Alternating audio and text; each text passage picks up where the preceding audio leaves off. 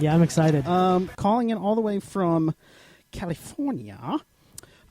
She is actually the host of the Girl on Dead podcast. Is that right, Chada? That's right. Yeah. I got something right today. Yeah, Chada, welcome. Welcome to the Big Bad Dumb Show. Thank you so much for having me. I am so excited. You guys are awesome. Thank you. Thanks. So now we're up to 2 fans. Yeah. We have Kinky Bear out in Denmark. And Chada out in California. Chada. So, yeah, Chada, if you didn't know, we are worldwide, by the way. Yeah. Well, it sounds like it. And yes. I mean, a follower named Kinky Bear, I feel special now. Yes, well, we have to give props to Kinky Bear because he has been with us since episode 1. Right. He listens all the time. He's going to be very disturbed that we are mentioning him this much if he is not listening right now. Right. So he's going to be. Well, hello, Kinky Bear. There you go. He's got a shout for Chada. Nice. So I've followed your Twitter for a while and have perused your podcast. And well, thank you. Yeah, and basically I reached out last week because I wanted to bring you on our show, having common Walking Dead like things in common. Yes. I thought it would be very interesting to let our folks, because we have a lot of fans like that, The Walking Dead, Game of Thrones, comic books, movies, all that stuff. Absolutely. So we've got a lot of people that listen to those type of things, and having somebody else's perspective on it is always good. Not to mention that you do a very good job with your podcast. Thank you. Yeah, I appreciate absolutely. that. Yeah. And because like some of the things that like I enjoy that like I wouldn't think to do, because like you actually take extra time, probably more than like 35 minutes of show prep, Right. To kind of set stuff up for your show. Yes. Yeah. That's Yeah, true. we take the manly approach. We just get up out of bed and just throw water on our face Spend and 8 hours in the hot sun. right, and then just walk out in, t-shirts and shorts and That's funny. flip-flops. I have shoes I on. wish I could do that. Yeah, I have shoes on today. Usually I have sandals. It's just miserable for me. Right. Yes. So basically, I'm very interested in how other people do their shows, because like I'm a fan of the medium and I've been watching it as it's Likewise. been growing. Yeah. So what made you want to get into podcasting? It's because I was a fan of podcasting. I started listening to podcasts probably a year and a half, 2 years ago. Okay. And I forget the very first one I started listening to, but you find one just kind of by accident. And then Right. I started learning that, there's pretty much a podcast for every single topic out there. Right. So then that's when I started searching for ones on The Walking Dead. And every time I would listen to one, you hear people's commentary, and usually I would agree with things, but sometimes I would disagree. You're with screaming things. back at your phone Yeah, as you right. listen. What are you guys talking about? That's not what that means. Yeah, you're like, God damn it. Exactly. So I'm like, you know what? I need to do my own, Yeah, so that good way for you. Good for people you. will know what I have to say. Yeah, Exactly. absolutely. Yeah. So I mean, and that covers pretty much my next question I was thinking is why you picked The Walking Dead. Because basically you were, I love The Walking Dead. yeah, and you were wanting, and basically it was kind of a thing to where you were looking to have your voice, your opinion heard. Is that kind of how you were thinking? That's exactly right. That and the fact that I needed a new hobby. Okay. Because I was just bored with only doing, going to work and. I would hang out with friends too, but I needed a hobby. So Right. This just kind of seemed like the perfect thing for me to do. Okay. And, believe it or not, The Walking Dead, I started watching it when it had already been 3 seasons. Okay. Oh, okay. I didn't even know that it was a comic book or anything like that. I just found out about the show because one of my friends told me about it, and they were like, "Oh, you have to watch this show." And I was like, "Zombies? I don't know if that's my thing." Yeah. Are you like are you a horror fan at all, or? No. Okay. No. It's I take that back. I do like the Saw movies. Okay. All right. So, which it's hard for me to look at the the gore and the guts and Sure. all that, but when I found out what the story was behind Saw, I was obsessed with it. But that's pretty much what happened with The Walking Dead too. Is once I learned that the story was actually about the survivors and not necessarily primarily the walkers. Gotcha. That's when I fell in love with it. So and did then you? I started. Sorry, I didn't mean to interrupt you. So did you go back and like watch from season 1, episode 1, and catch yourself up? Okay. Yes. So I watched the first 3 seasons in maybe 2 weeks. Oh wow. I was, once you watch one, you're like, okay, well, what's going to happen next? And especially in the beginning when they always had kind of a cliffhanger at the end of each episode. Yeah. Right. And you have it on Netflix. It's like, well, might as well keep watching. Don't get me started with them cliffhangers, Sade. Yeah. Oh, don't God, get me started. Oh, man. Oh, yeah. I'm sure we'll get to that. So being a fan, and that kind of a thing, and then being interested. So, like, how did you even begin to seek out how to do this, how to create a podcast? Oh, that part was very stressful. I'm not gonna lie. So I Googled it. Okay, and as we all do. Yeah, exactly.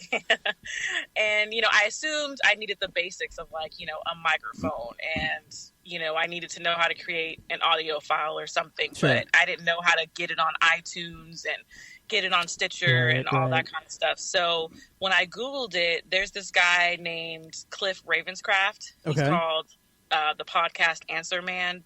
And I believe it's the podcast answerman.com, I want to say. All right. And so I started with his website, which was really helpful. And then there's also the Audacity to Podcast. Yeah. That's another website that was really helpful. And then, check this out, I found podcasts about how to podcast. Nice. Of course. Nice. Of course, they I guess they do those. Right, of course there's those, right? Yeah. So, but mostly I just, read everything online that I needed to read. And then you figure out, okay, I need to have media hosting. I need to have a good microphone. I need to have, and most importantly, I need to pay for this stuff. Yeah. Right. Well, or you could just slap a bunch of crap together like we did. Yeah. And make it sound professional. Yeah, That's about it. We got duct tape hanging from all corners of the room. Oh man! Right. So that was, and that was really important for me is for it to sound at least semi-professional. I didn't want to. Absolutely.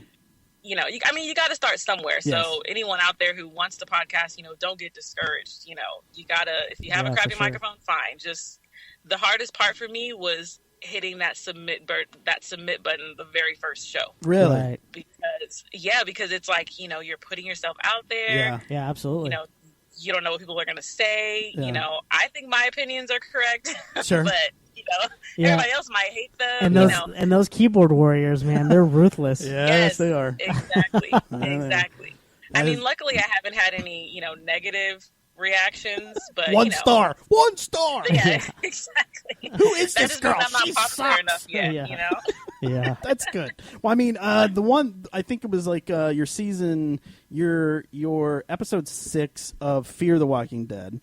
I was listening to that one, and I think you were glowing because you had just received a new 5-star review on your iTunes. Yes. So, like, you were very excited. I was so excited. You don't understand. It's like that. Euphoria. It's like when your parents tell you "good job." Yeah. It's like that's all you ever want. Yeah, absolutely. I would never know what that feels like. Oh, well, you guys are doing a good job. Oh, thank you. That's awesome. Okay, I feel better now. I appreciate that. So like, what's your setup? Or do you have like a studio set up somewhere, or is it in your house, or how? I do.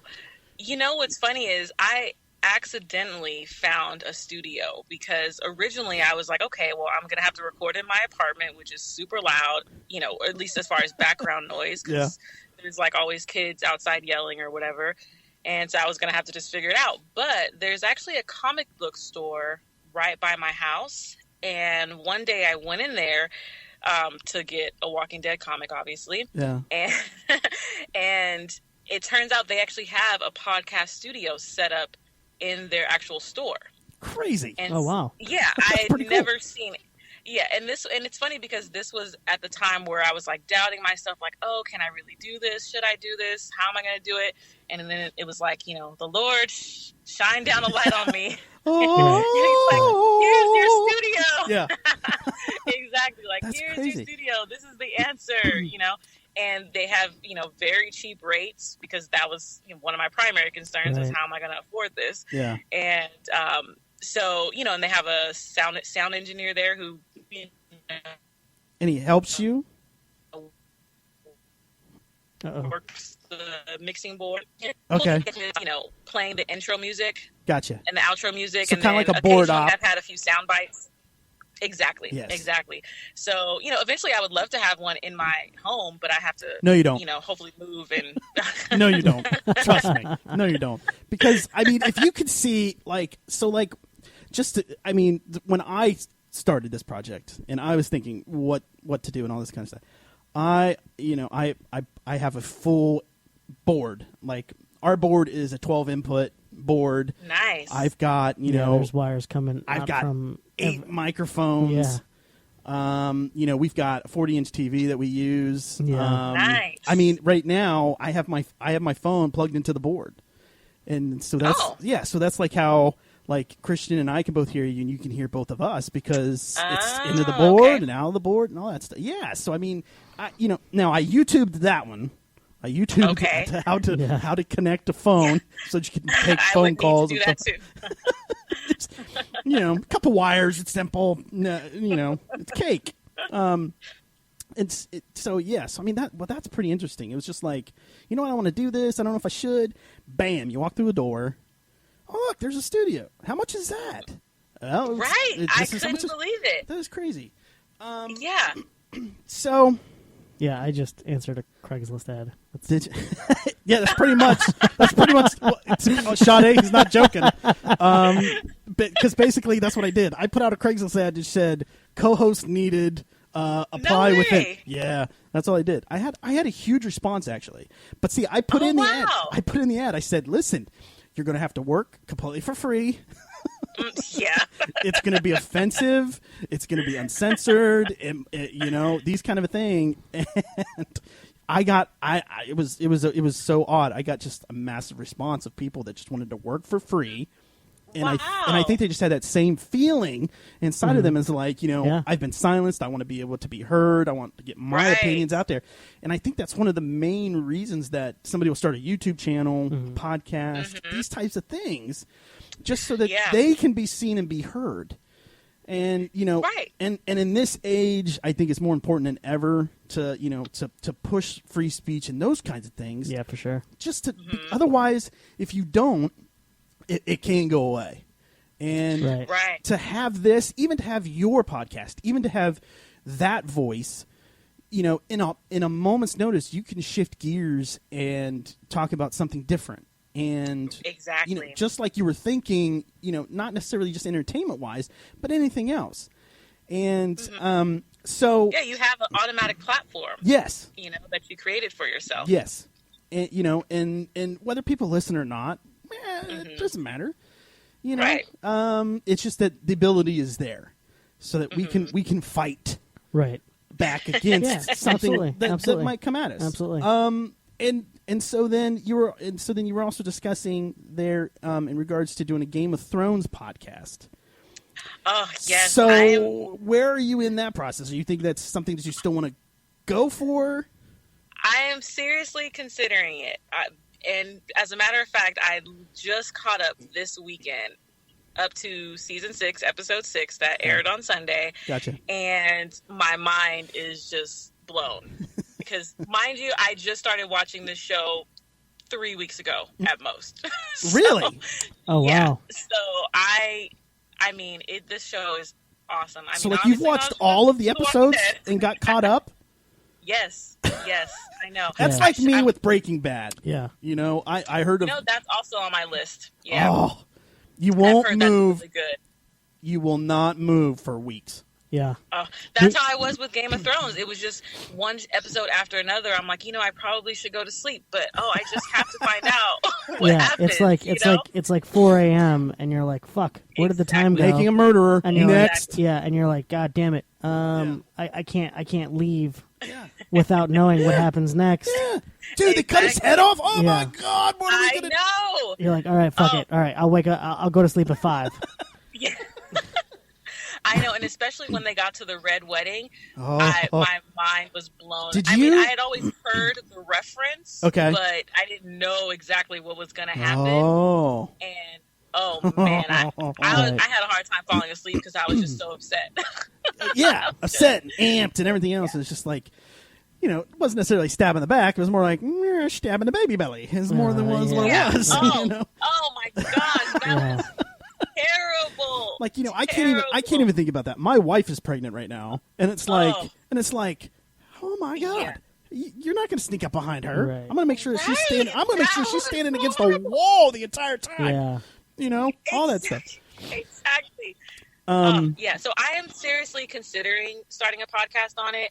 I hesitate, though, just because, for one, I want to make sure that, the Walking Dead one, Girl on Dead, is perfect. Yeah. I want to, master that and make sure it's, off and running the way I want it to. Sure. And secondly, there's just so much going on Game of Thrones.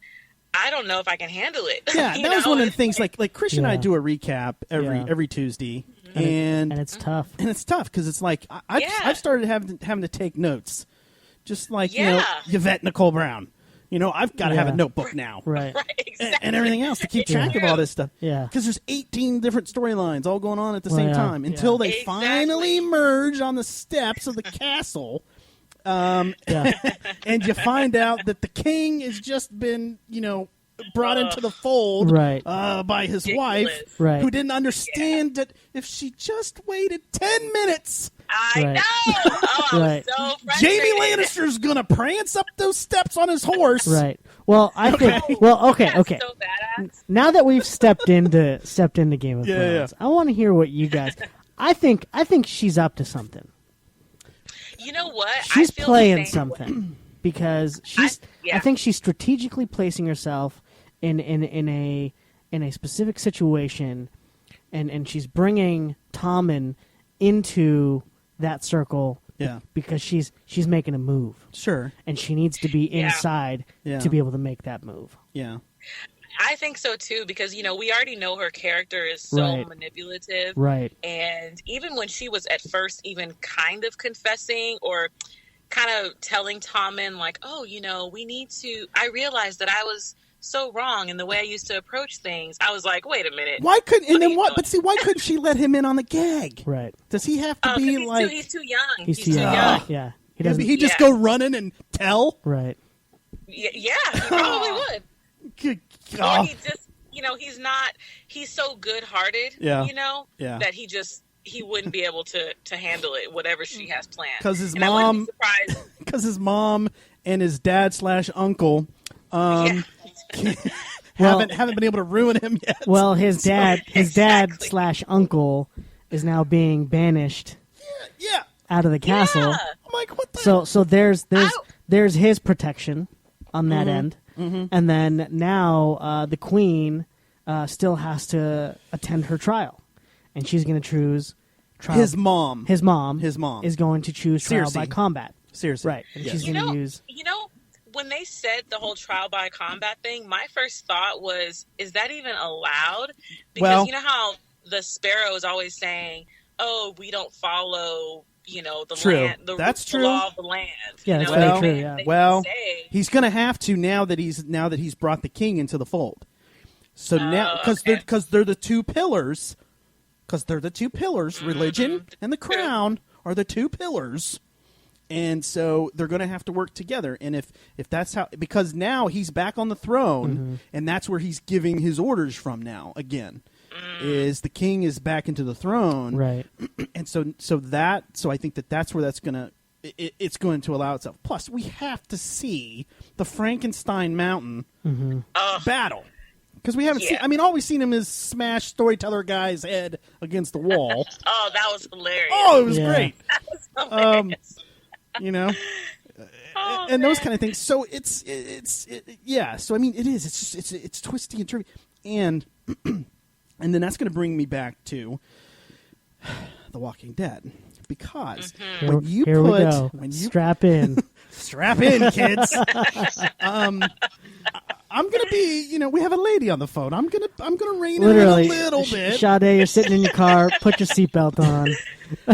So basically, when you have a contrast between these two types of shows that are so deep with fandom, Yeah, and everything else, and you see how Game of Thrones treats their fans across the span of a season. yeah, absolutely. I mean, season 1, episode 4, they're cutting the head off of the king. Yeah, but they don't cut the black right before they cut the king's head off. That's what I'm saying. Right. He actually, it's like, oh, you think he's going to let him go? Nope. Flop. Right. Cuts his head off right in front of his daughters. Yeah. Yeah, the whole time. That was Yeah. heartbreaking. Yeah, the whole time I'm sitting there watching that scene, and I like, actually thought he was going to, because it's season 1. yeah, I'm like, no, not gonna happen. Not gonna happen. Not gonna happen.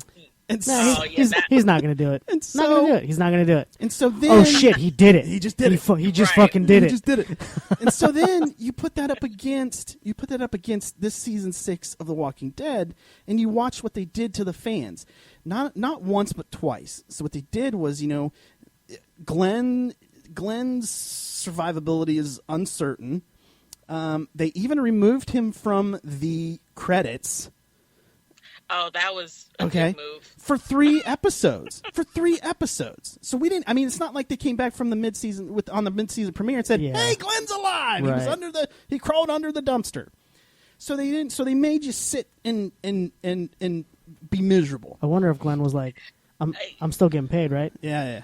I'm I was so disappointed with the way they handled that. I could not believe that they didn't. I couldn't believe they didn't just go the hallucination route, which was okay. Nicholas was already having issues the whole episode with him kind of going out of it. Yeah. And I thought, okay, the easy way to explain this and the realistic way to explain this is he was hallucinating. Yeah. And then they actually let him just crawl under that trash can. I was like, are you kidding me? Yeah.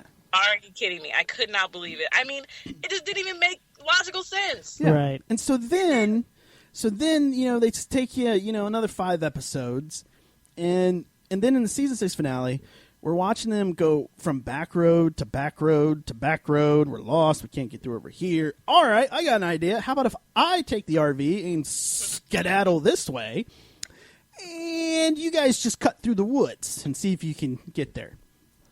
And so, I mean, that was to their defense, that was pretty much the only option they were left with besides let's just keep driving around in circles. go home. Well, that too, but I doubt.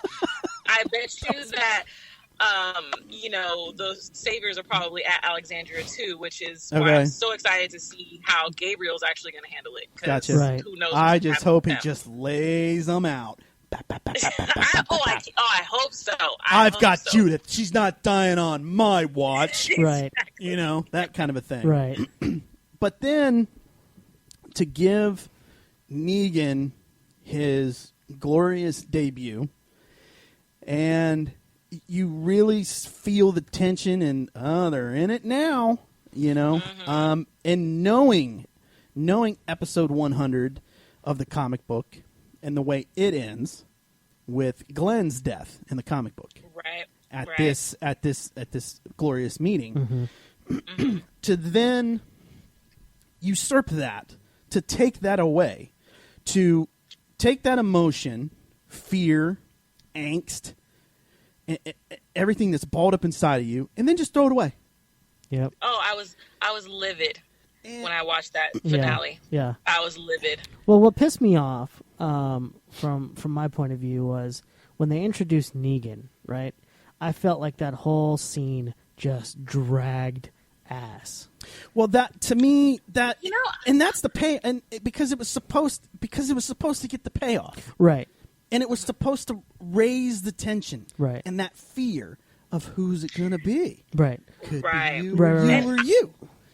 I actually enjoyed the Negan scene, but I think I enjoyed it so much and didn't care that it went so long Right. because I'm a comic reader, Right, and right. that's pretty much word for word the speech he gave in the comic. So I was just like, oh my God, yes! So then, even though I hate Negan, I still love the performance. So then it doesn't make any sense why Robert Kirkman would allow them to bastardize his whole thing. Oh, I know why. Because we all know why.